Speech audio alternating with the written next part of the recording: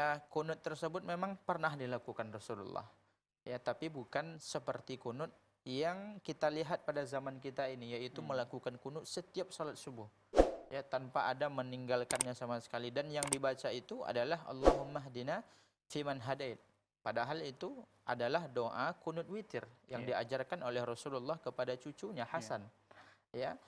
Jadi apa yang dilakukan di zaman kita sekarang ini itu wallahu alam, ya, itu tidak ada dilakukan oleh Rasulullah, yaitu melakukan kunut subuh secara terus-menerus, dan yang dibaca itu Allahumma hdina fiman hadait.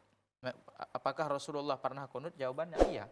Rasulullah kunut. Rasulullah kunut witir, dan Rasulullah juga kunut, ya, ketika terjadinya suatu musibah terhadap kaum muslimin, ketika sahabat Rasulullah terbunuh 70 orang oleh kabilah Zakwan dan Ra'al. Beliau mendoakan, beliau kunut selama sebulan, kunut nazilah, mendoakan musuh Allah Subhanahu wa taala agar mereka tersebut, dan kunutnya bukan pada subuh saja, kunut pada salat 5 waktu, bukan pada subuh. Jadi mengkhususkan kunut pada salat subuh ini memang suatu masalah yang diperselisihkan oleh para ulama. Wallahu alam, kalau saya sendiri berpendapat ini tidak dianjurkan. Tidak dianjurkan untuk kita lakukan secara terus-menerus. Wallahu alam.